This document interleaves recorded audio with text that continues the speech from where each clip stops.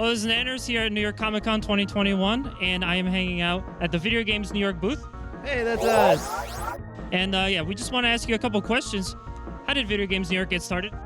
That's a much longer story. You can find that on our website. Basically through passion, you know, we decided to pull all of our businesses together and start a project that we were passionate about that would engage the community. As game stores are becoming more like GameStop, where they're kind of losing their soul just for money, and we stepped away from that and built something really unique that took us through the years that we've been doing it. As some of the viewers may not know, there's a lot of different stuff you can get. Can you tell us about the different types of games available at your store? We carry everything. You know, our goal was to never say no to anything, so we have all the way back to the original Odyssey, all the way up to the PlayStation 5, but also we carry everything on a global basis. So whether it's from Asia, Japan, from Europe, from Australia, whether it's a limited batch, small run, indie printer, you know, we carry all of it in one location. Outside of just buying video games, which is what people can do at your store, what other types of services like repairs and different types of services do you guys offer? Again, just a little bit of everything. We do repair, we do customizations, we do upgrades, we do a lot of retro restoration. We even do, we have our own publishing company now that we put out physical games. You know, there's an endless amount of stuff. We do staffing and we do actually do event organizing. The list is kind of endless, but you know, basically if it's game related, we do most of it. One of my favorite things about your store is when you walk in there, it kind of feels like a museum for video games. Would you agree that video game preservation is really important, and how would you say your store adds to that? Yeah, the museum aspect to our store was incredibly important to us. You know, some of these items are becoming so expensive. We don't want you to feel like you have to buy these things to be able to get close to them. So our goal was to be able to allot some of our money in our expensive space so that you can come in. You know, it's made us kind of like a destination for dates and for parents to bring their kids to say, hey, this was something from this generation, and not have to actually like buy it or show it to them on YouTube. And it's just been like a pleasure to really be able to cultivate that. Your store was the first time I ever saw a Virtual Boy in person. That's a shame. I mean, the Virtual Boy is Nintendo's black sheep, but it's a fantastic system when you give it a chance. You know, it's one of our passion things. We love the underdog system. The Virtual Boy is amazing. You know, Vita, we're all in on. We probably have the world's largest stock of PlayStation Vita games, and we love it. You know, it's something we did on purpose, and people really respect that we're able to give it a home. And how would you say, obviously it's a little bit of a different year, how would you say that exhibiting at New York Comic Con this year has been compared to previous years? It's definitely a mixed step. You know, it's in the right direction. They took a lot of procedures to make sure everyone felt comfortable. This year the attendance is probably down, but things are also spaced more out. You know, the show is essentially sold out, so a lot of that is probably by design. You know, we're happy to be back at shows, and we're definitely happy to be able to interface with people on a larger scale safely. All right, well, it was great chatting with you and finding out about your store. We just want to thank you for taking the time to talk to us. Yeah, it was great. Thanks for swinging by, guys. Have fun at the show. Make sure to check out Video Games New York, everybody.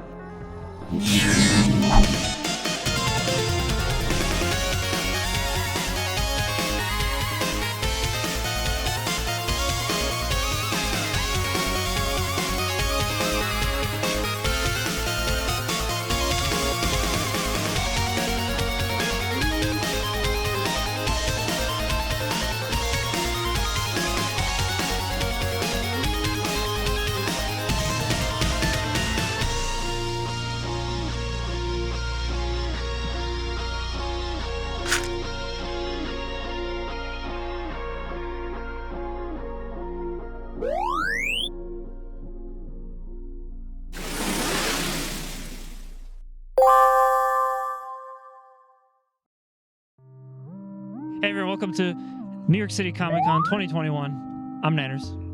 I'm Zero. And yeah, we just wanted to wrap up a little bit about the stuff that we got to do today. This is of course Friday, and tell you about some of the experiences at this very different but still very Comic-Con. Yeah, so of course, unless you've been living under a rock or some other universe, COVID is still here. So with that being said, the people who were organizing Comic-Con 2021 put a lot of restrictions in. You've probably seen these wristbands that Nanners and I have been wearing. This is to show that we are indeed vaccinated. You got to be vaccinated to come into Comic-Con, and they also limited the amount of people to come in, which means it's not going to be shoulder to shoulder anymore. Yeah, that was one of the original reasons for me getting tickets, for also specifically getting Thursday tickets, was I thought to myself, like, I have not seen Comic-Con be breathable, be walkable in so long. It's going to be very interesting to see. And it really was. It was in some ways refreshing and in some ways kind of sad. But it was on Thursday, when I was here yesterday, night and day compared to any Comic-Con that I've been to in a really long time, really. Zero was not here with me yesterday. It was just me. Also, my buddy Snapple Pants. We were hanging out yesterday all day. It was really, really just walkable, just free, especially by the end when they're closer to the closing of the show floor for the day. There's hardly any people on the show floor. Part of that is obviously for restrictions for capacity that they put in. Part of it, I'm sure, is people that just aren't ready yet to come back to a convention. And then I think also just the fact that people probably thought that maybe exhibitors weren't going to be here, which is true. There were some exhibitors that did stay away, and their presence was certainly missed.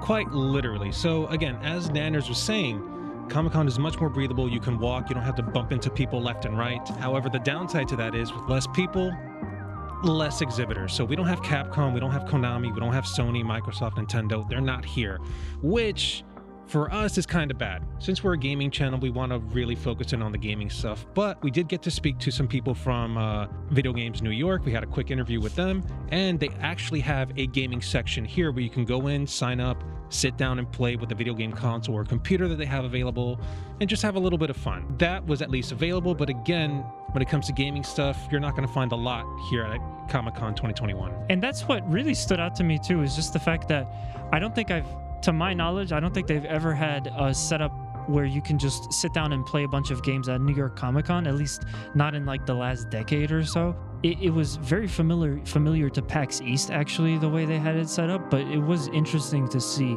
Also, it was used clearly as a way to kind of fill out some of the parts of the show floor, the big gaps in the show floor that were missing by like the front. Again, I mean, it's really, I think if anybody came to Comic-Con this year, that's kind of what we were all expecting. It wasn't going to be any other way. But it's certainly fascinating to just be here this year for sure. But I think we also got some things because we like to go to conventions and we like to buy shit. That's kind of what we do. Unfortunately, I didn't really buy anything today that much, but that's not the case with Zero. That's right. So, New York City Comic-Con, if you ever go to one or any other Comic-Con, as a matter of fact, they usually have a lot of apparel and a lot of plushies and other little trinkets you can buy, cups and stuff. And I saw something that I knew I just had to have. We're from New York, and of course, we love our pizza, and we also live with rats. So I got myself the New York City Pizzarat New York Comic-Con plushie. The price was just right for me. It was only $18. Then you add on tax and stuff like that. So we're gonna open this little bad boy up right now, as a matter of fact. Let's Yeah, why don't you pull that out of the bag? I shall. So I'm actually really excited to get this guy. Holy crap, let me throw this back. I just find it funny that Comic-Con has an official Pizzarat plushie. It's so strange. It's freaking amazing. They gave him a little red hat over here. Apparently you can actually hang him. There's like a little yellow tab you can hold on to and hang him there. Floppy tail with, oh my god, the tail actually has a band-aid on it, which is actually kind of funny. And yeah, on the pizza itself, you can see it says NYCC, which stands for New York City Comic-Con. And of course, you see the little tag over here. This is hilarious. This is freaking amazing. I knew I had to have it. I've paid way more for plushies that were this big, and actually this good quality. It's not bad. So again, $18 here at New York City Comic-Con. I loved it. And I'm really happy with this purchase. Like, this is going to be on my bed for like the rest of my life. Quite. You're just going to wash it first, though. Quite. Actually, yeah, it's probably very, very, yeah, it's stinky. It smells like old sewer rat pizza. Fitting. Very, very fitting. Why don't we take a look at the next item? Nanners and I stopped by the Shonen Jump booth today. And we decided to spin the wheel. They had a special wheel for this manga called Mashle. M-A-S-H-L-E. You could spin the wheel and you can either choose a badge or a pin, actually, or whatever pin it lands on you get. So I ended up getting the Adler pin. It's in the shape of, well, our friend Ed called it a pigeon. I think it's a crow, actually.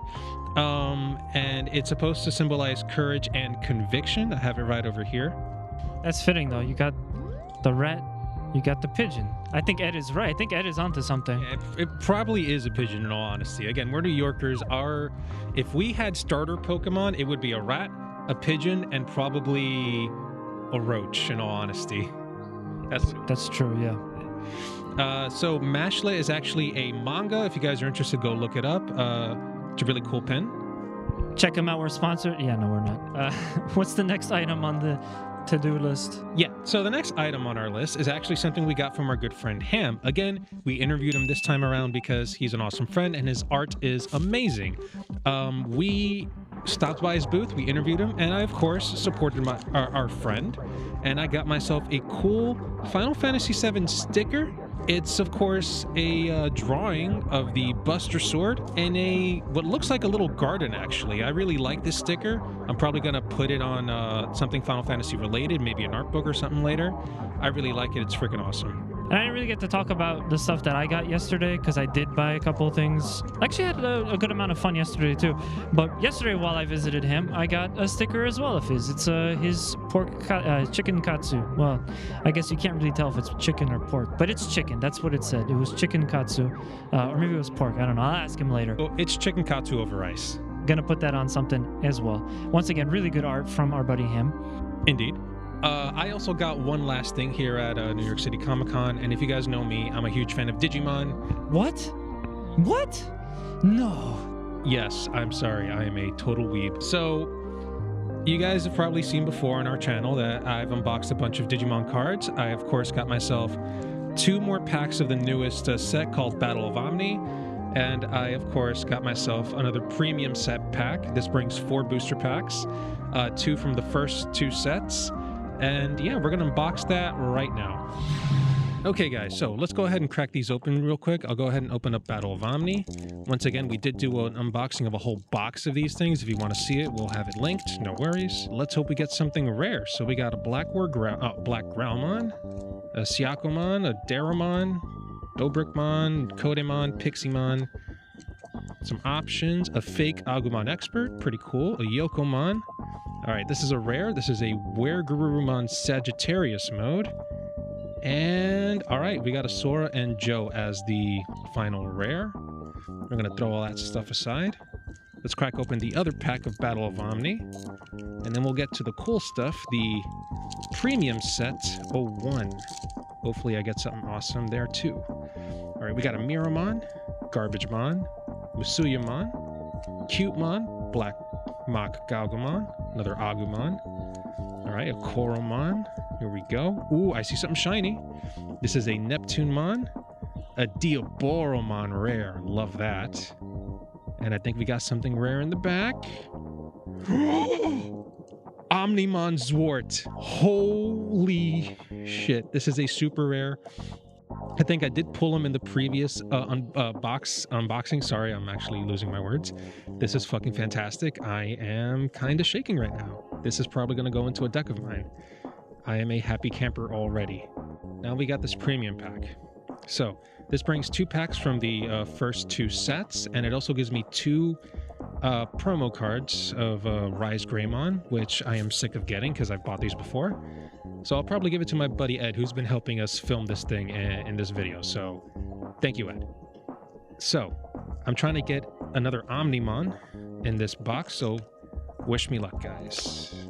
Let's tear this thing open because I'm quite tired. I'm not going to bother. Anybody who's opened packs before? All right, so here's the Rise Greymon promo I was talking about. There are 2 of these in here. Anybody who's collecting this card game will know exactly my pain. So here we have these packs. I'm trying to get this guy, so I'm going to leave this for last and hope to God I get it. Booster pack, special release 1.0. Let's get it. Toss this aside. Here we have a Guardramon, Heart Attack, Dolphmon, another option, Repamon, Pumpkinmon, love this guy, Metal Edamon, Biomon, Palmon, a Metal Tyrannomon. I'm going to use that in a green deck I have. And here we have Joe. I'm hoping to get a Gallantmon, this guy over here. Let's hope we pull that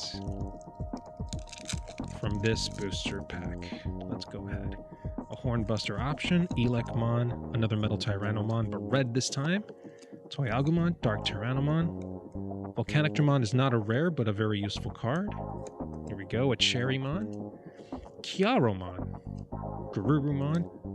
Oh my god, we have a rare. Holy shit. Okay, we have another rare. This is the Trump Sword rare option card, but behind him we have a Rust fucking Tyrannomon. This is awesome. This is another super rare, fully holographic card. I am a happy camper. This is going to work really well with my red deck, well, my green deck actually. So another rare card in the books. We are getting lucky today, guys. Ed, again, my buddy Ed helped to pick this box. I keep telling my friends that I'm horrible with luck, so thanks again, Ed. Let's go ahead with booster version 1.5 now. Okay. Ooh, I love this type of Digimon. Giromon is awesome. There's a YouTube channel that makes awesome Digimon music, and he calls it Giromon's Jukebox. Go check it out. Bifrost is an option card. Mega Seedramon. Different version of Palmon, Auroramon, a Yellow Agumon, Argomon, another Argomon, a Salamon. Okay, here we have Breath of the Gods, and an Ophanimon. Not a rare, but still a cool card. Here we go with the final pack. I'm hoping to get this guy. That's an Omnimon Alter S. That's probably a good sign. Do you see how this thing just tore down? See how it just tore down easy? Okay, let's hold this down. Let's go. Clockmon, Ikakumon, Antilamon, Gargomon, I love his design. Shamanmon, another option. Beelmon, Puppet Pummel, Nyaromon, Valkyriemon. This is a Phoenixmon. This is right before the last card. This is a rare, not a bad card, but let's see. This is holographic. Okay, so it's not Omnimon. It is still a super rare Mastemon. This is still a good card. It's a purple and a yellow mix. This is basically a fusion of Lady Devamon and Anjouamon. Awesome card. Still very worth it. And again, I'm a pretty happy camper. Thank you, Ed, for helping choose this. And thank you guys for putting up with my shit opening cards again.